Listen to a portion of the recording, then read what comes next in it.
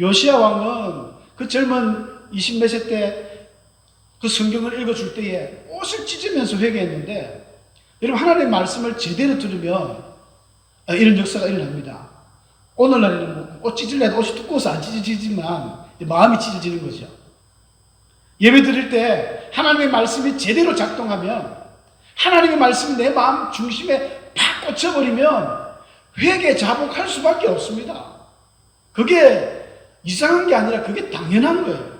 근데 우리는 너무 그냥 한 귀로 들었다 일로 나가버리는 거죠. 바로 중간에 머물지 않고 습관화되어 버린 것입니다. 예레미야서 36장 20절부터 26절까지 제가 봉독하도록 하겠습니다. 그들이 두루마리를 서기관 엘리사마의 방에 두고 뜰에 들어가 왕께 나아가서 이 모든 말을 왕의 귀에 아뢰니, 왕이 여우디를 보내어 두루마리를 가져오게 하며 여우디가 서기관 엘리사마의 방에서 가져다가 왕과 왕의 곁에 선 모든 고관의 귀에 낭독하니, 그때는 9째 달이라. 왕이 겨울 궁전에 앉았고 그 앞에는 불피운 화로가 있더라. 여우디가 서너 쪽을 낭독하면 왕이 면도칼로 그것을 연하여 베어 화로불에 던져서 두루마리를 모두 태웠더라. 왕과 그의 신하들이 이 모든 말을 듣고도 두려워하거나 자기들의 옷을 찢지 아니하였고, 엘라단과 들라야와 그마랴가 왕께 두루마리를 불살하지 말도록 아뢰어도 왕이 듣지 아니하였으며, 왕이 왕의 아들 여람무엘과 이스라엘의 아들 스가랴와 압디엘의 아들 셀레마에게 명령하여 서기관 바룩과 선지자 예레미야를 잡으라 하였으나 여호와께서 그들을 숨기셨더라. 아멘.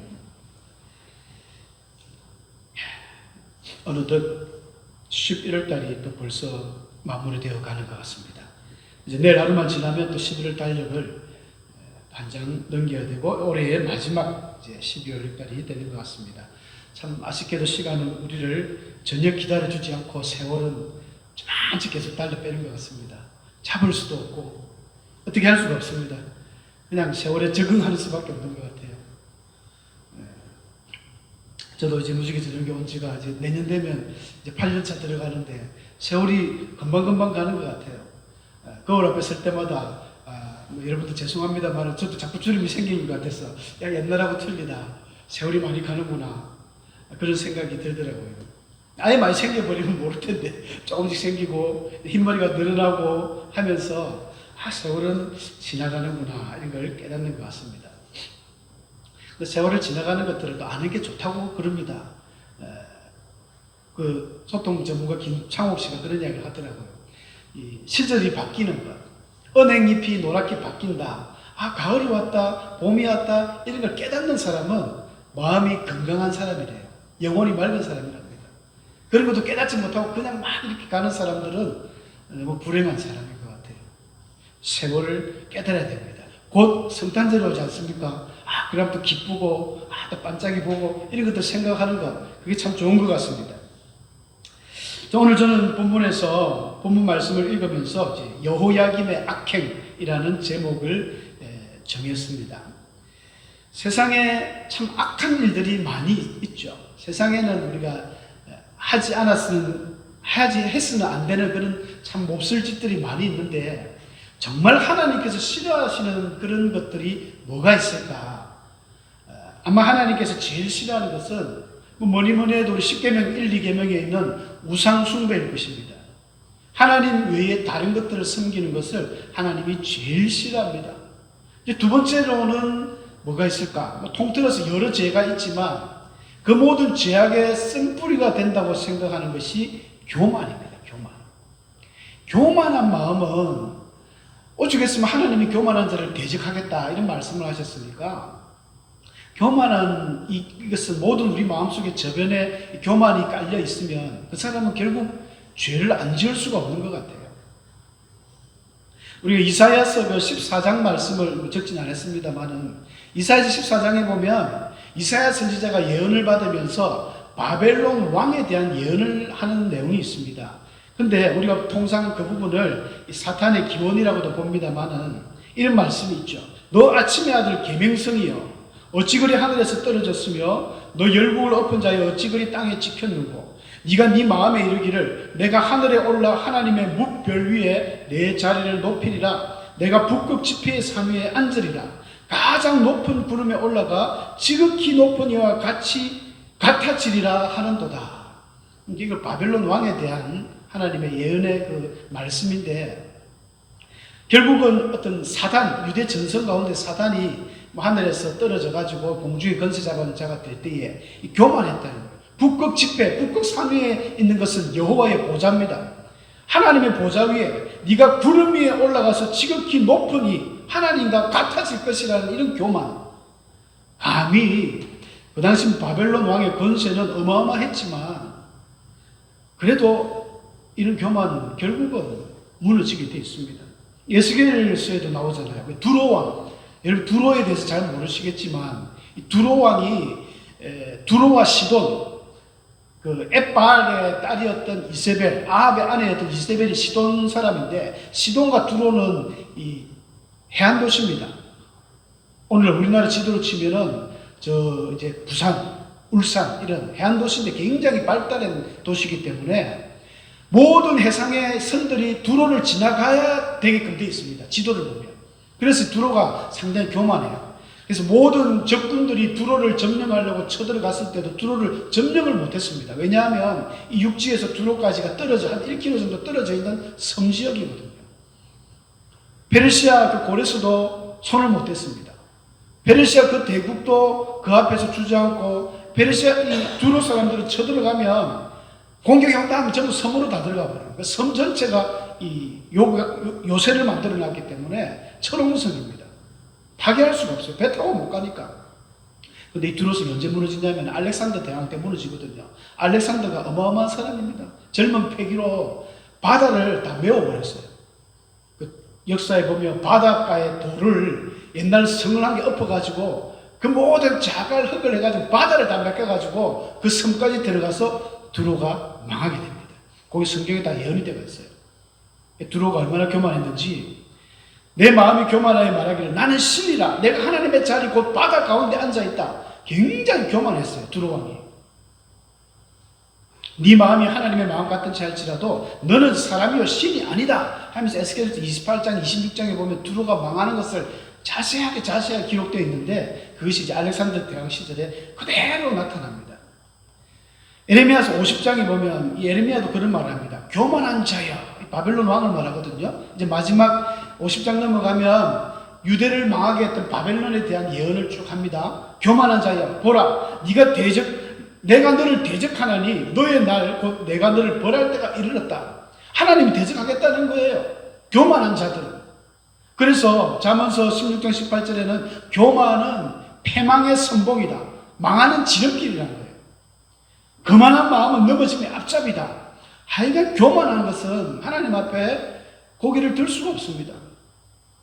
감사하게도 참 우리 교회 우리 담임 목사님은 최소한 교만한 사람은 아닌 것 같습니다.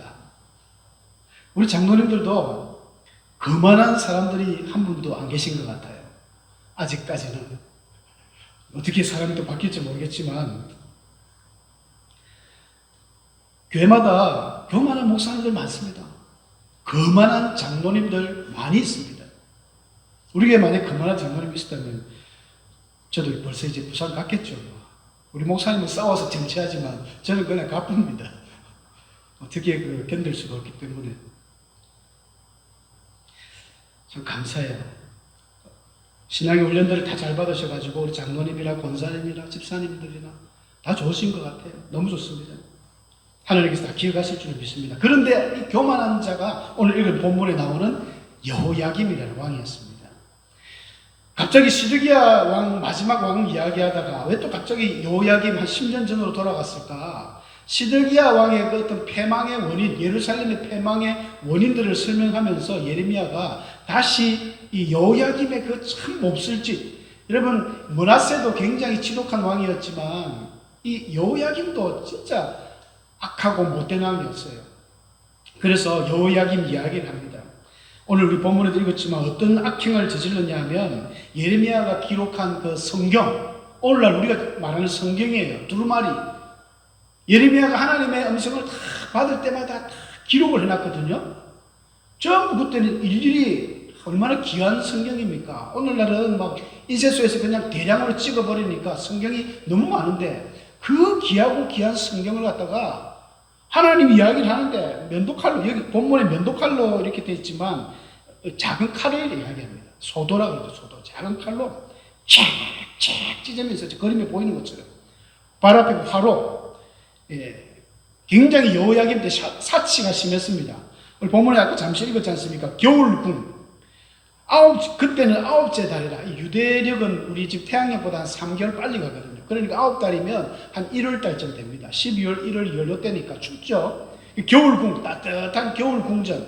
그러니까 이게 북이스라엘의 아합도 그랬는데 여름 상하궁, 겨울 무슨 궁, 봄, 여름, 가을 돌아다니는 이 펜션이 있듯이 왕들이 그렇게 화려한 생활을 합니다. 여호야김도 겨울궁에서 따뜻한 화래 앞에 있는데 그 말씀을 읽어주는 여우디라는 사람이 막 들고 와가지고 읽어주니까 쫙쫙 째가지고 막 불에 태워버렸어요. 성경을 불태운 최초의 조상입니다. 두려움도 없이. 그런데 신명기서 17장 18절에 보면 모세가 이런 예언을 해놨습니다. 너희가 앞으로 왕을 구할 때가 올 건데, 모세가 있을 때는 그때까지만 해도 신정 통치 국가였기 때문에 왕이 없었잖아요. 근데 이게 사사기 넘어가면서 이제 여호수아부터 해가지고 여호수아 지나고 왕을 구했거든요. 그러니까 이미 모세는 벌써 한 100년, 200년 뒤에 일을 예언을 하면서 그렇게 말을 한 겁니다. 만약에 너희가 왕을 구하면 그 왕은 뭐 하지 말 것들이 많아요. 말을 많이 두지 말고, 아내를 많이 두지 말고, 금은 보화를 자기를 위해 새겨두지 말고, 그러면서 마지막 17장 18절 19절에 이런 말씀을 합니다.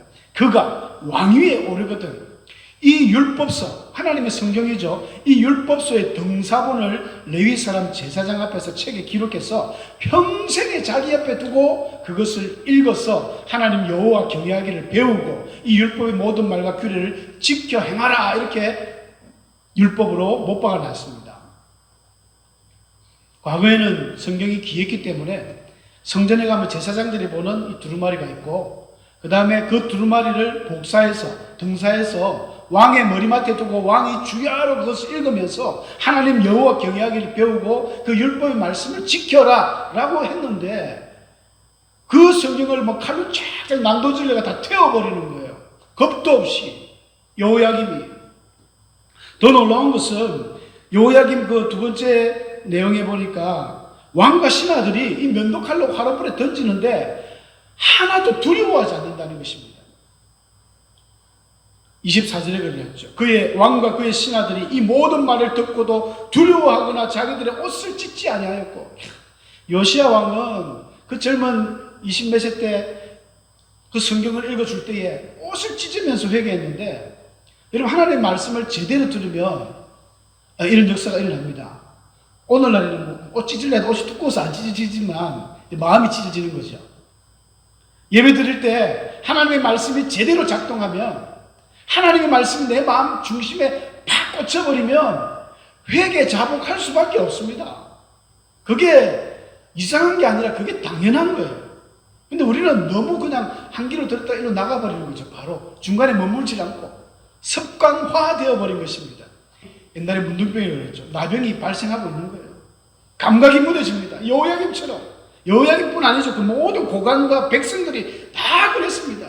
예레미야와 그 몇 명 신하만, 아까 엘라단과 들라야, 그마리아, 이 세 사람은 왕에게 일하지 마십시오, 불을 사르지 마십시오 이렇게 이야기를 해도 그 말을 무시해버리는 거예요. 왕이 듣지 아니하였습니다. 시끄럽다, 가라, 너희들 필요 없어. 그래도 몇 명 일부 어떤 사람들은 두려움이 있었지만 그런 일을 했다는 것입니다. 정말 교만은 우리가 반드시 떨쳐버려야 됩니다.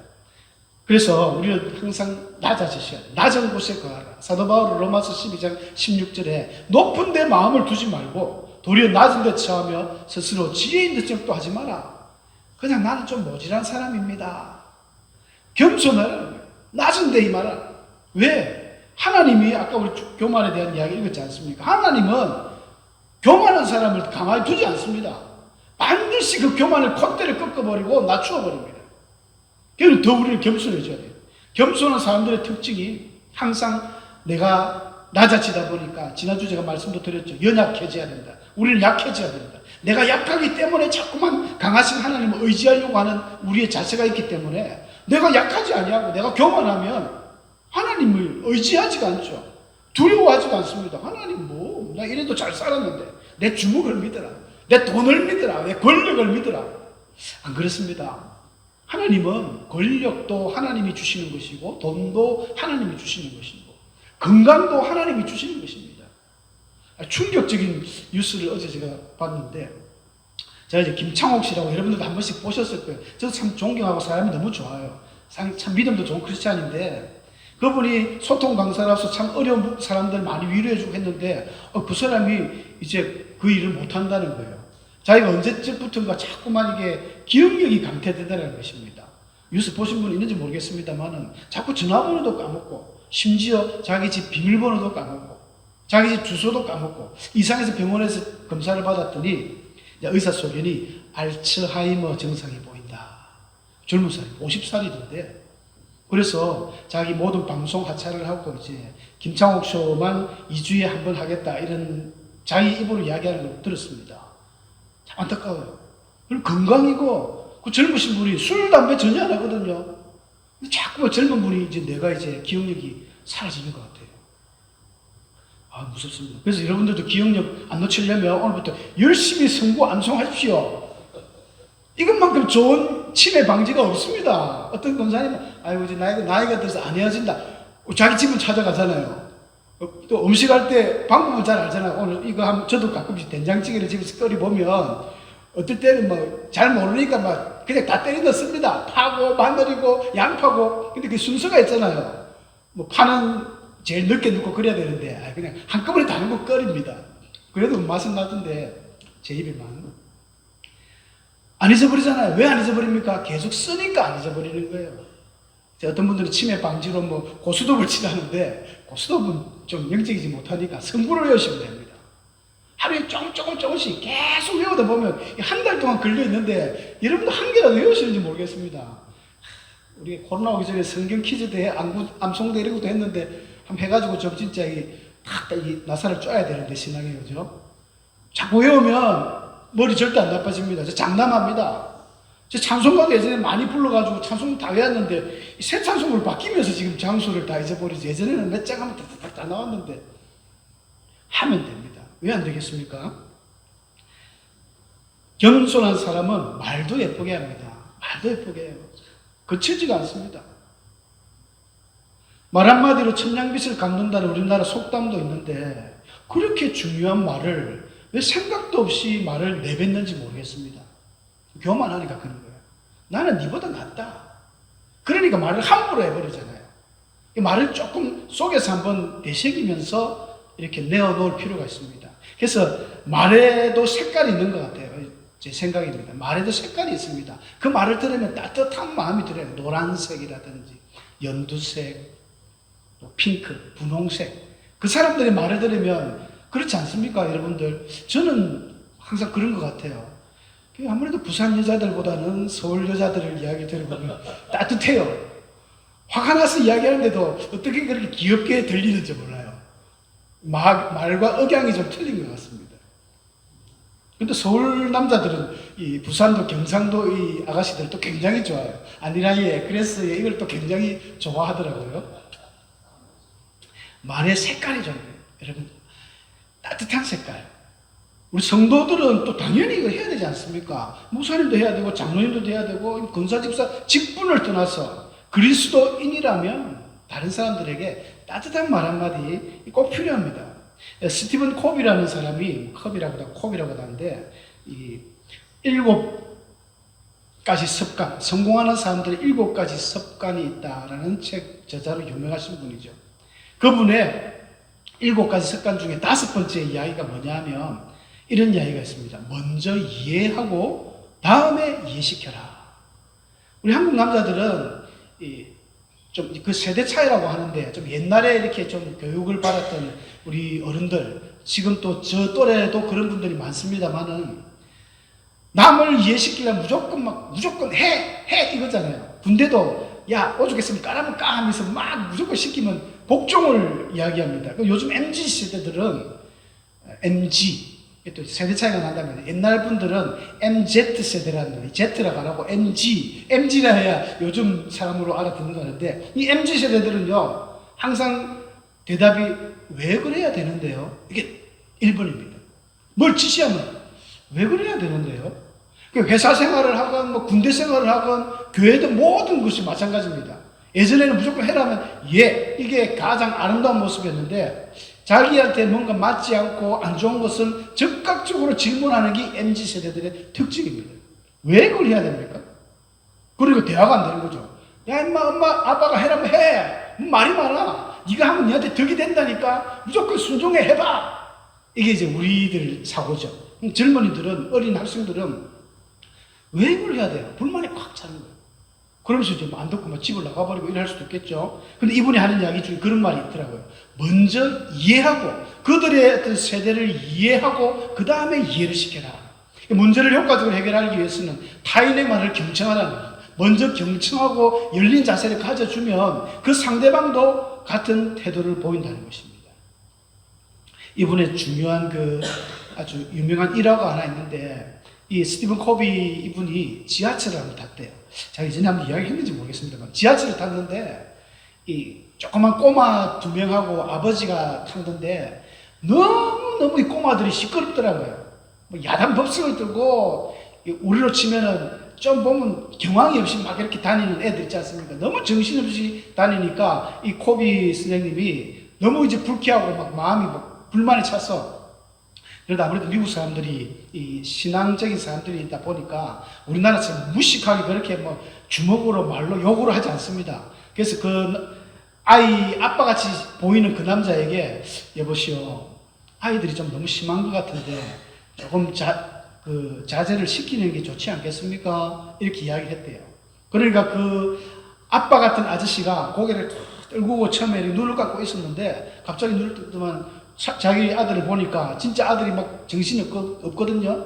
근데 그 사람이 코비 선생님 보면서 갑자기 막 눈물을 걸성걸성 하면서 맞네요. 우리 아이들이 참 심하네요. 그런데 저도 어떻게 해야 될지를 모르겠습니다. 방금 1시간 전에 자기 아내가 죽었다는 거예요. 자기 아내가 죽었기 때문에 나도 눈앞이 캄캄합니다. 그러면서 막 눈물을 걸성이니까 그 이야기를 듣고 코비 선생님이 생각한 것이 그 다음부터는 이 사람들이 달라 보이더라는 거예요. 그렇게 자기 아이들 관리 못하고 막 신경도 안 쓰는 아버지가 그때는 자기 아내를 끔찍히 사랑했던 그런 남편의 모습으로 보이고 그 아이들이 정신없이 막 뛰노는 아이들을 보니까 마치 아주 불쌍한 아주 뭐라 합니까?